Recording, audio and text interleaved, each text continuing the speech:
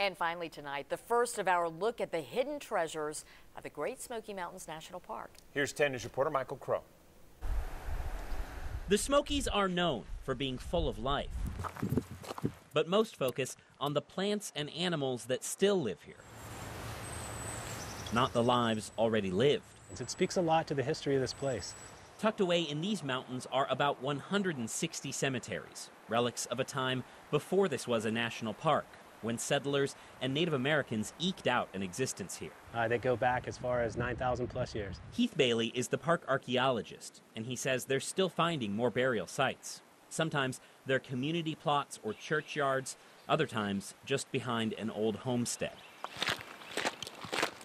Often, though, they're unmarked and off the park trails. But some, like this site just behind park headquarters, are more accessible. These cemeteries, like the one we're in currently, the names on the headstones are shared with the names of the people that live in Sevier County, Blount County, Cott County, Swain County, and Haywood County. People from all walks, young and old, Confederate soldiers buried right next to those who fought for the Union. And a connection with the past lives on. The Park Service hosts decoration days in the spring, helping living descendants visit remote sites. Some are more complete than others, because as time passes, these markers are wearing away. We don't have headstones and or footstones for all of them, simply because they weren't always buried in such a way where they would be memorialized. But even if the words are weathered, these stones still tell a story.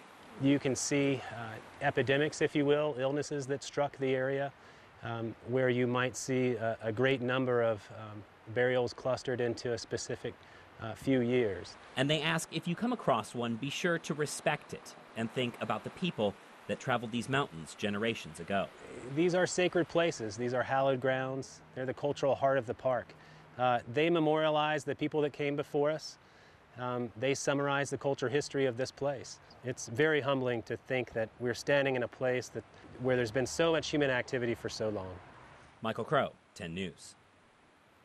The Park Service says if you're interested in visiting a site, just talk to a ranger at one of the visitor centers for suggestions. And there is also this book by an avid hiker and historian, Mike Maples, Smoky Mountain Cemeteries. He has many of the secrets and the treasures of the Smokies written down here, and he's going to be on tomorrow to talk about some hidden treasures in the Cosby area of the park. Yeah, Michael's got more hidden treasures to come the rest of the week, too, so be sure to tune in for that.